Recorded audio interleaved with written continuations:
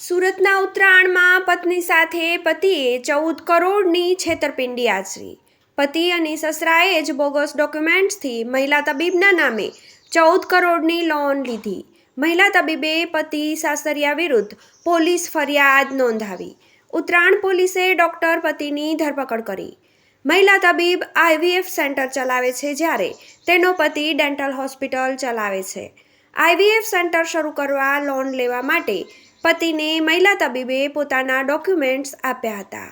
આઈવીએફનો તમામ કારભાર પતિ તુષાર સંભાળતો હતો. મહિલા તબીબની ખોટી સહી કરીને 10 બેંકોમાંથી તેના નામે 14.33 કરોડની લોન લઈ છેતરપિંડી કરી હતી.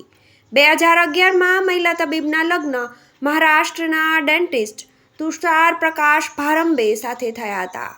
આઈવીએફ માટે લીધેલી લોન 2020માં તુષારે ભરપાઈ થઈ ગઈ હોવાનું કહ્યું હતું. મહિલા તબીબને 2020માં માલુમ પડ્યું કે તેના નામે 14 કરોડની લોન થઈ છે. ઘટના સામે આવતા મહિલા તબીબે છૂટાછેડા લઈ લીધા હતા.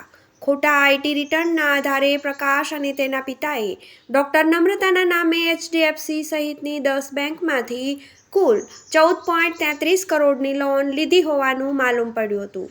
છૂટાછેડાના થયેલા કરારમાં તુષારે લોનની જવાબદારી તેની હોવાનું તથા હપ્તા તે ભરશે તેવું લખાણ આપી બાંહેધરી આપી હતી. બાદમાં તુષાર ઔરંગાબાદ ચાલી ગયો હતો. જોકે તુષારે હપ્તા નહીં ભરતા બેંકે ડોક્ટર નમ્રતા પાસે ઉઘરાણી શરૂ કરી હતી. આખરે તેમણે ઉત્તરાયણ પોલીસમાં પૂર્વ પતિ તુષાર ભારંભ અને સસરા પ્રકાશ ભારંભ વિરુદ્ધ ફરિયાદ નોંધાવી હતી. ઉત્તરાયણ પોલીસે મહારાષ્ટ્ર ખાતેથી મહિલાના પૂર્વ પતિ તુષાર ભારંભેની ધરપકડ કરી. Arvind Rathod, GTV news, Surat.